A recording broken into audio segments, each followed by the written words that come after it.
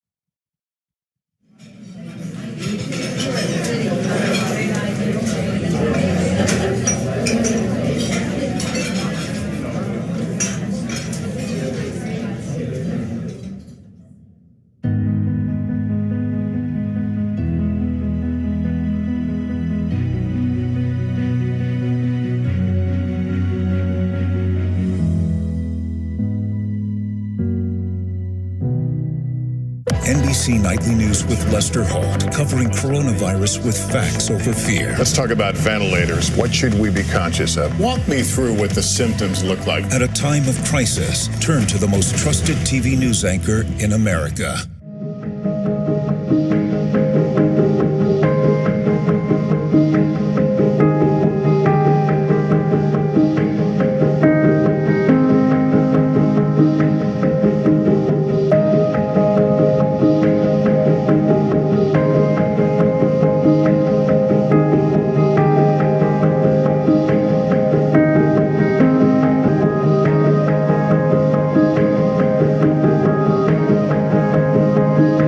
Congratulations, Harvey and Haley, and you're both heroes, and we all love you. Oh, love me like you do, touch me like you do, touch me like you do. Oh,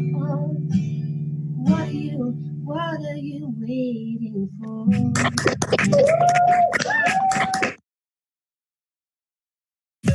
It's estimated that somewhere between a third and half of the Earth's population is staying inside. So many humans suddenly staying indoors, it's having a big effect on our cities. There's less traffic, there's less pollution, there's less noise, and we're starting to see animals act in a way that they often don't. It's happening all over the world. Look at Wales. A herd of more than 100 goats was recently seen going for a walk through an abandoned seaside town. In India, 1 billion people are on lockdown right now, and we're starting to see wild elephants come out of the forest and roam these now empty streets. In Japan, in the city of Nara, the deer are famously tame, but now we're seeing them in unusual places like subway stations and shopping malls. The list goes on and on. In San Francisco, coyotes in the streets. In Spain, wild boar roaming the boulevards. In Chile, there was even a puma spotted in the streets. At a time when so many of us are staying home and feeling our lives shrinking inside our own four walls, it's kind of reassuring to think that out there, beyond our own living rooms, life on planet Earth continues, just maybe with a bit less of us for a while. Music can be a lifeline for so many folks, but right now, with 95% of people in this country observing some type of shelter-in-place order, we're not going to the club, we're not going to see live music, we can't get together and just sing. And still, creatives are creative. We can and are finding new ways to keep the music and the connection going. I called up Bontu Thompson, a culture and music writer and good friend, to talk about some of the ways we're seeing music bring people together. The first thing we had to talk about was some of the really cool Instagram live parties we're seeing right now. Have you been attending the D-Nice's homeschool party? This club is crazy. Welcome to homeschool. At plus 14. It's giving me life and joy and strength. I wasn't prepared. I wasn't expecting the community value and the fellowship that ensued. I mean, people were actually talking on the comment section as if it was an actual party. Like somebody, might pop in and go, Bonsu, what are you drinking? Saying what's up to each other, virtual high fives, everything. Can I have this dance? In Washington, social distance meant the Seattle Girls Choir had to cancel their spring concert. So their artistic director, Jacob Winkler, decided there was no better time to put together a virtual performance. He started by making a video of himself conducting, and then asked each choir member to sing their part by themselves. And one by one, Jacob added each singer's part and lined up all the video. They all sent me videos. I took the audio out of the videos, and then I brought it into an audio editor, and I lined all the parts up, and then mixed all the sound together.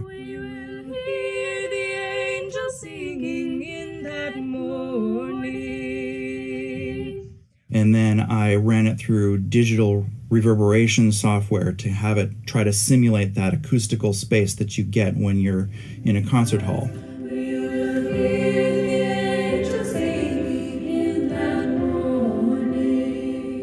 One of the choir members, 10th grader Abby Asadi, talked about this moment.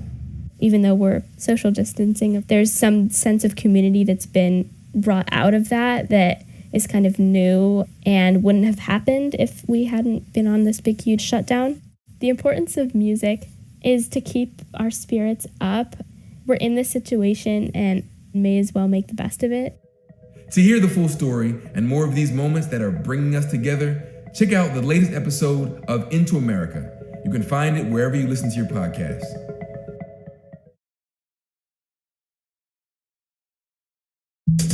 It looks like we both bought tea, but we didn't. This is just what we have. It's a very stereotypical English thing.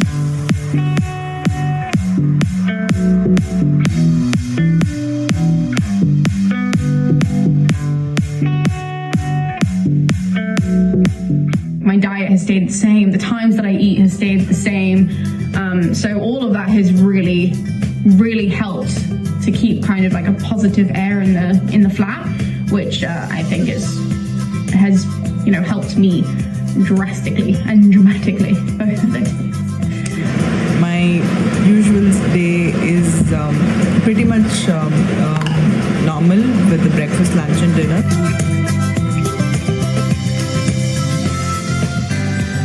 So the food, the essentials have been made available for us. So this is the setup, mat, weights, you can't really see, and beautiful weather. So in terms of exercising, I exercise daily. I either do weights or I row on the rowing machine that we have, or I do like a combination of both. So that's what I'm going to do now. This is my evening routine. I go for a walk almost to go for a walk, and this is the road. It's quite deserted, very less number of people, all the cars are parked, no movement.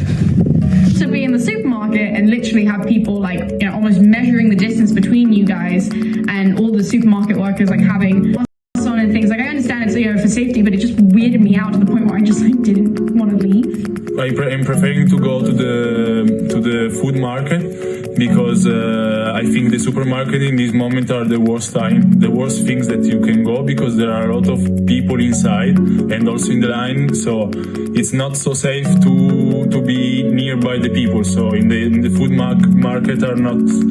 There are less people. The shopkeepers have put out these small, tiny little drawings that people can stand, so enough distance is maintained between two individuals while entering the shop. I'm thinking that this moment for learning new skills and produce my own music, because I'm a producer. Since I have a lot of time in hand, I'm using this to water my plants. before the lockdown, I worked in a bar, but I do run a YouTube channel, which is like just based in ancient Greek and Roman history, which I don't get paid for. I just do it because I love history and I studied that at university. And so I've just been throwing all of that time I would spend in the bar into making like funner videos. I'm currently making Emma's birthday cake. Happy birthday to you. Happy birthday, dear Emma. Happy birthday to you. California Governor Gavin Newsom laid out 6 key indicators that California will need to accomplish before fully reopening.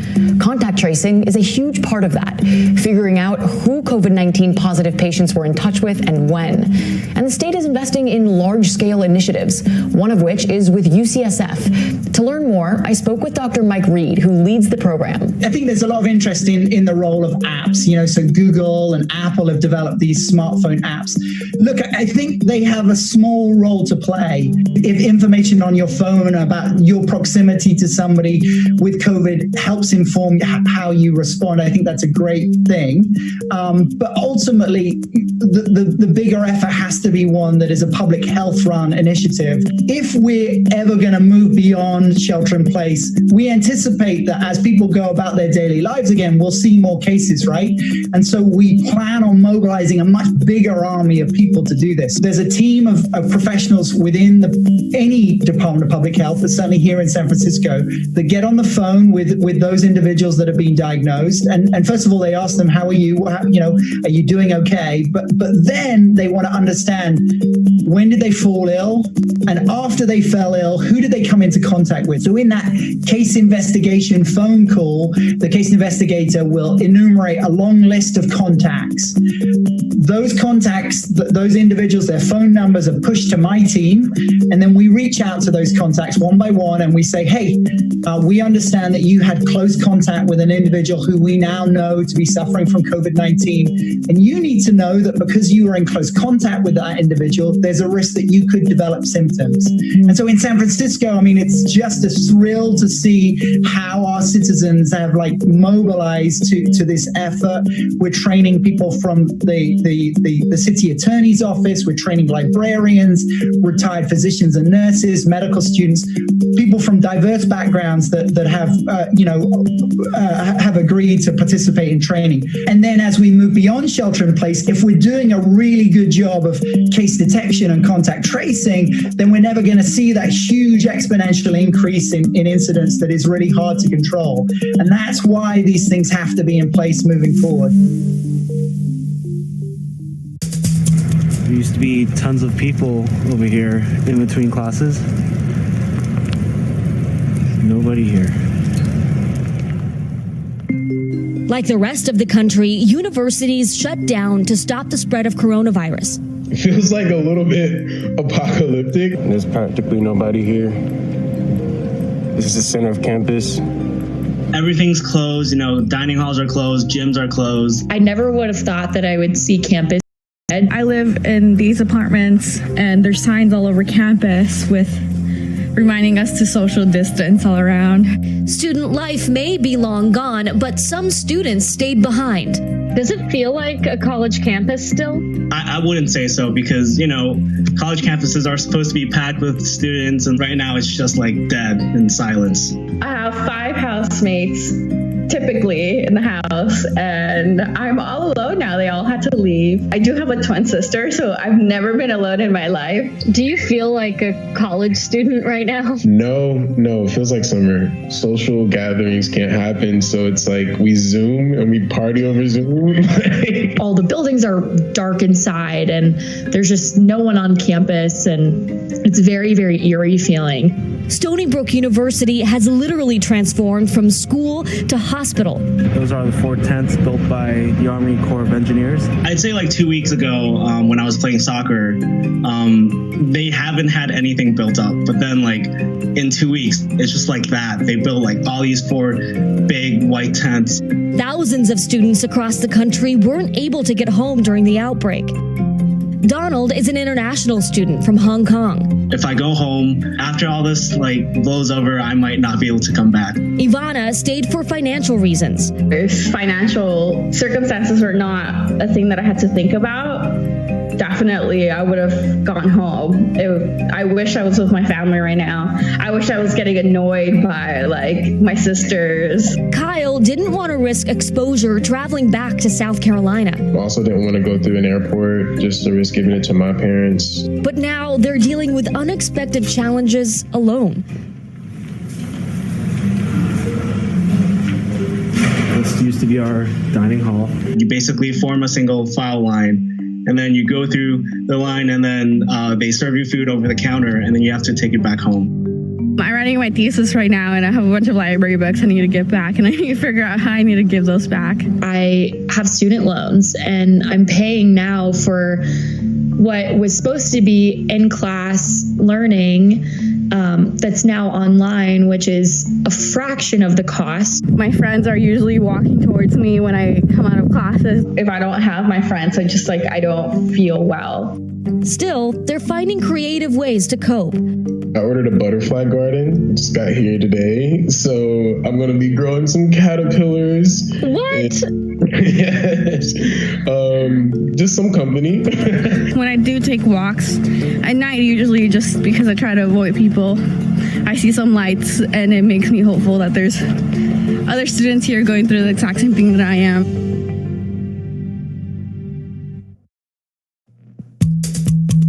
Hey everyone, I'm Allison Morris. You're watching NBC News Now. By my last check, I think it was Wednesday. We are working on the stash of shirts. I'll have some for you next week. Let's head over right now to NBC News Now correspondent Alexa Lioto. She is following the latest coronavirus headlines for us from NBCnews.com. Alexa, how you doing? Good, Allison, and lots of news in this hour. First, let's start with California, where I am currently. Medical officials in Santa Clara County believe that the first U.S. death related to coronavirus happened weeks earlier than previously believed. That's from NBC's Dennis Romero. Now, the county medical examiner said that 2 deaths on February 6th and February 17th were not initially believed to be coronavirus related, but further testing revealed positive COVID-19 results. And Tyson Foods is suspending operations at its largest pork plant based in Waterloo, Iowa, in another blow to America's food supply. The company said it had already been running on reduced worker levels because of coronavirus and would be shuttering operations until further notice. More than 180 coronavirus cases are believed to be linked to the plant, with officials believing that number is still expected to increase. The company, in a statement, said that workers would still be compensated despite the closure and that they would be invited to the plant for COVID-19 testing. Now, President Trump this morning tweeted that he will be signing an executive order to pause immigration to the United States. That's the latest from NBC's Adam Edelman. The president said Tuesday the order would halt the issuance of green cards for 60 days and would impact those seeking permanent residency, but not temporary workers. The president first tweeted about the restriction on Monday evening, saying the goal is to limit competition for American jobs as coronavirus takes a toll on the economy. And from New York State has more than 19,000 deaths related to coronavirus, according to NBC News' count. New York Governor Andrew Cuomo telling the president yesterday that the Navy hospital ship, the USNS Comfort, was no longer needed. The president later said that that ship would be brought back to its base in Virginia soon. New York City continues to grapple with the pandemic. Mayor Bill de Blasio today discussed plans of expanding testing capacity with new sites around the city, with the goal of prioritizing residents in public housing. Take a quick listen to what he had to say. These are folks who are the backbone of the city, and we owe it to them to make a special effort. Now that we finally are getting some testing in and building some of our own, this is going to be a real focal point. Germany has authorized the first clinical trial of a coronavirus vaccine. The country's Institute for Vaccines said that 200 healthy volunteers between the ages of 18 and 55 will be given variants of the drug for the initial stages of the trial. And then after an observational waiting period, more volunteers within the same age range would also be vaccinated. The vaccine is being developed by German biotech company BioNTech. Its stock surging today on the announcement. Now, those are the headlines for this hour. We'll see you a little later with more. Allison? All right, Alexa, thank you so much. And you can, of course, visit our live blog at nbcnews.com/coronavirus for the latest updates anytime. number of COVID-19 cases in Los Angeles County, California could be up to 55 times higher than health officials first thought. That's according to new research from the county and the University of Southern California. But that also means the death rate there could be much lower. NBC News correspondent Gotti Schwartz is joining us now from Los Angeles. And Gotti, these new numbers based on antibody testing, what did that research team find? Hey, Allison. Yeah, these two studies out of California. There's one from here at USC. The other one is from Stanford, and both of them are looking at antibodies in particular. The Stanford one up in Santa Clara County, it's all painting a much bigger picture as to how many people might actually have COVID-19. And basically, what they've been finding is the official tally of confirmed cases might be way off by a factor of 50 to 80, as you mentioned just a little bit ago. So to break that down, here in Los Angeles County today, we're seeing about 15,000 confirmed cases. Well, that might be as high as 200 to 400,000 of cases of undiagnosed infections here in LA. And those studies obviously just came out. They're being peer reviewed. They came out extremely quickly, and they're already facing challenges about how they chose the people they tested, from Facebook ads, the help of a marketing firm, but researchers are standing by their methodology. There are some questions as to whether these studies show a strong cross-section of all these counties, but experts agree that whatever the actual number is, it is exponentially higher than what we see reflected every single day in those confirmed cases, and that's why we need to test as many people as possible. Allison? Gotti, there are so many questions about how accurate these tests are, whether you can get false positives, all that sort of thing. Is there any chance that somebody has the antibodies but actually did not have the coronavirus? It's a really good question. Two different answers. First of all, when it comes to the tests right now, there are those questions about the false positives and false negatives. From some of the tests that we've seen when they were being validated, it appears as though there may have been some instances of false positive, but not false negative, which is something that is going to be explored a lot more thoroughly during that review process. But when it comes to the actual antibodies, there are many documented cases of people having the antibodies, but being asymptomatic and never really feeling sick. Allison? Gotti, given this new data and all this new information, what are health officials there saying about the future of the coronavirus outbreak in LA? Is their outlook more positive, more negative? Oh, well, right now it's all about more testing, more tracing, and that contact tracing is going to be extremely important. So now anybody who is feeling symptoms in Los Angeles can get tested within a day, no matter how mild. Before you had to have symptoms and you had to have a doctor's note. Now you can just call up a number and get that test within that day. But the next step is testing as many people as they can that are asymptomatic as well. Allison? Gotti, I know LA County isn't the only place investing in antibody testing. Can you tell us a little bit more about some of the other research, the other studies that are going on across the country? Yeah, so you're going to see a lot more of these antibody studies all across the country. One study will be testing blood from blood donations in, I believe, 6 states. We know California is already committed to testing all of their residents. The MLB is working on testing 10,000 of their employees. So as you said earlier, if the number of asymptomatic mild cases turns out to be much higher, then the mortality rate will drop significantly, and that's a good thing. Allison? Yeah, that is a great thing. Gotti Schwartz, great to have you with us. Hope you're staying safe, and thanks for your reporting. Sure. Thank you so much. Thousands of protesters staged a drive-in rally in Richmond, Virginia today. They are demanding that the state reopen. Virginia has the longest stay-at-home order in the country. It is scheduled to end on June 10th. Here's NBC News correspondent Katie Beck. Well, Allison, we are here in Richmond, Virginia, where literally thousands of protesters are driving around the state capitol, making most of the downtown area of Richmond a gridlock traffic nightmare right now.